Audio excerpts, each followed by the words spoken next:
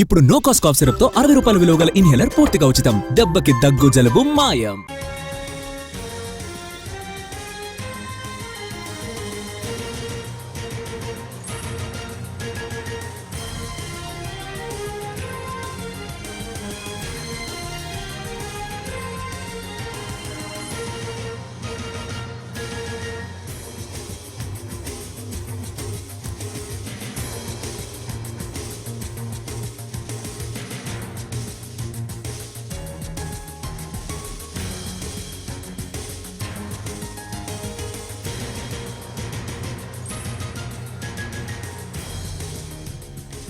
Breaking news చూస్తున్నాం. విజయవాడ నగరంలో మళ్లీ భారీ వర్షం కురుస్తోంది. ఇప్పటికే లోతట్టు ప్రాంతాలు జలమయమయ్యాయి. దీనికి సంబంధించి పూర్తి సమాచారాన్ని మా ప్రతినిధి శ్రీకాంత్ లైవ్ లో అందించడానికి సిద్ధంగా ఉన్నారు.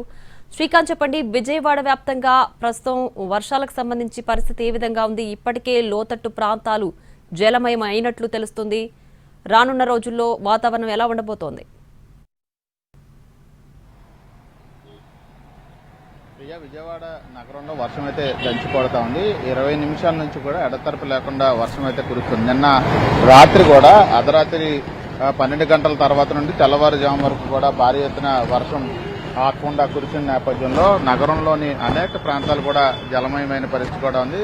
ఎన్టీఆర్ జిల్లాని పరిశీలిస్తే 133 మిల్లీమీటర్ల వర్షపాతం రాత్రి నమోదైంది. అదేవిధంగా ప్రధానంగా బుడమేరు ప్రవహిస్తున్న పరిసర ప్రాంతాలైనటువంటి ఇబ్రహీంపట్నం ప్రాంతంలో 90 మిల్లీమీటర్ల వర్షపాతం కూడా నమోదైన నేపథ్యంలో పెద్ద ఎత్తున వరద నీరు అనేది ఎగువ నుండి వస్తే ఖచ్చితంగా గత ఏడాది మరి ఇప్పుడు కూడా విజయవాడ నగరానికి వరదలు వస్తాయని నగరవాసులు కూడా తీవ్ర భయాందోళనకు కూడా గురైన నేపథ్యంలో అటు జిల్లా కలెక్టర్ అదేవిధంగా ప్రజాప్రతినిధులు అందరూ కూడా దీనికి సంబంధించి క్లారిటీ కూడా ఇచ్చారు. ఎగువ నుంచి వచ్చే నీటికి సంబంధించి వాటిని ఏలూరు కాలువకి ఈ మొత్తం నీటిని కూడా మళ్లిస్తున్నాము. అదేవిధంగా హెడ్ రెగ్యులేటర్ నుంచి కూడా వరద నీరు ఎగువ నుంచి రావటం లేదు కాబట్టి వర్షపు నీరు మొత్తాన్ని కూడా ఏలూరు కాలువకి మళ్లిస్తున్నాము. దీనివల్ల బుడమేరుకు ఎటువంటి ముప్పు లేదు కాబట్టి ఆందోళన చెందాల్సిన అవసరం లేదు. అయితే అప్రమత్తంగా ఉండాలని మాత్రం బుడమేరు పరిసర ప్రాంతాల వాసులకు కూడా చెప్తున్న పరిస్థితి కూడా ఉంది. ఇక భారీ వర్షాల కారణంగా నిన్నటి నుంచి ఇవాళ ఉదయం వరకు కూడా 3 వ్యక్తులు మృతి చెందారు. విజయవాడ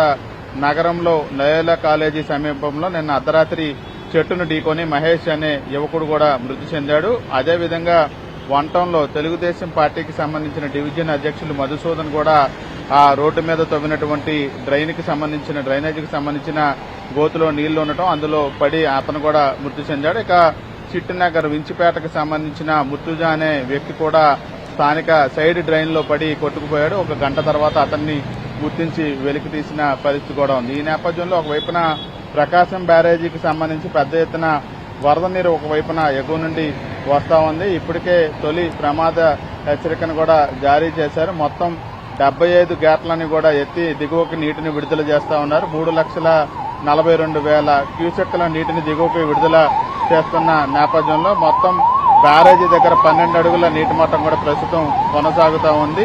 23 గేట్లను పూర్తిగా పైకెత్తి నీటిని విడుదల చేస్తున్నారు. 47 గేట్లను 8 అడుగుల మేర పైకెత్తి నీటిని విడుదల చేస్తున్న పరిస్థితి కూడా ఉంది. ఈ నేపథ్యంలో ఎగువ ప్రాంతాలు ఏదైతే ఉన్నాయో అటు జగ్గయ్యపేట నందిగామ ప్రాంతాల్లో మొత్తం వాగులు కూడా పొంగి పొరుతున్నట్టుగా ఇప్పటికే అధికారులు కూడా గుర్తించారు. అటు నందిగామలో కూడా భారీ వర్షం కూడా కురుస్తున్న నేపథ్యంలో స్థానికంగా ఉన్నటువంటి మునేరు గాని ఆ పరిసర ప్రాంత వాసులను అందరినీ కూడా అప్రమత్తంగా ఉండాలని అధికారులు ఇప్పటికే సూచించారు. దీనికి సంబంధించి కూడా పూర్తి స్థాయిలో ఒక కంట్రోల్ రూమ్ ను కూడా ఏర్పాటు చేసి అధికారులు కృష్ణానది పరివాహక ప్రాంతాల్లో ఉన్న వాసులకు సంబంధించి వేరే ప్రాంతాలకి అవసరమైతే తరలించడానికి అన్ని ఏర్పాట్లు సిద్దం చేశారు. బుడమేరు ప్రవాహం ప్రస్తుతం నిలకడగా ఉంది. ఎగువ నుంచి వస్తున్న నీటితో ప్రస్తుతం ఈ నీరు ప్రవాహం కొనసాగుతున్న నేపథ్యంలో వరద ముప్పు లేదు కాబట్టి వెలగలేరు రెగ్యులేటరీ దగ్గర నుంచి కూడా వరద నీరు ఎప్పటికప్పుడు అధికారులు అంచనా వేస్తా ఉన్నారు. గత ఏడాది బుడమేరు పొంగిన నేపథ్యంలో అకాల వర్షం క్లౌడ్ బస్టర్ వల్ల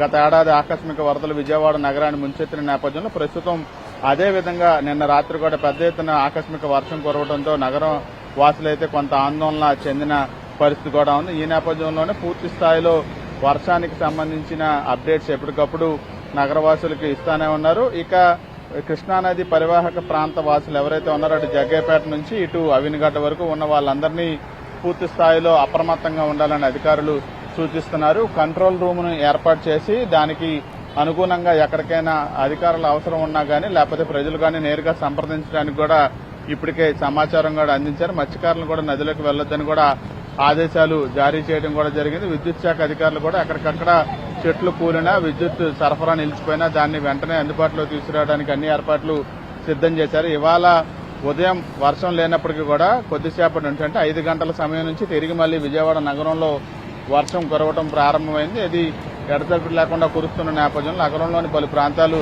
జలమయమైన పరిస్థితులు కూడా కనపడుతున్నాయి. అదేవిధంగా రేపు ఎల్లుండి కూడా ఎన్టీఆర్ జిల్లాకు సంబంధించి వర్షం ఎక్కువగా కురిసే అవకాశాలు ఉన్నట్టుగా వాతావరణ శాఖ అధికారులు కూడా చెబుతున్న పరిస్థితి ఉంది. అదేవిధంగా ఎగువ నుండి వస్తున్న వరద నీటితో కృష్ణానది కూడా పెద్ద ఎత్తున ప్రవాహం కొనసాగుతున్న నేపథ్యంలో బ్యారేజీ దగ్గర పరిస్థితిని పర్యవేక్షిస్తూనే అటు కంట్రోల్ రూమ్ ద్వారా నదీ పరివాహక ప్రాంత వాసులకు సంబంధించిన అన్ని ఏర్పాట్లను వాళ్ళకి అవసరమైన రక్షణ ఏర్పాట్లకు సంబంధించి అయితే జిల్లా యంత్రాంగం ప్రస్తుతం కంట్రోల్ రూమ్ ద్వారా మొత్తం పనులన్నీ పర్యవేక్షిస్తున్న పరిస్థితి అయితే ఉంది. Priya. Right Srikanth, thanks for the updates.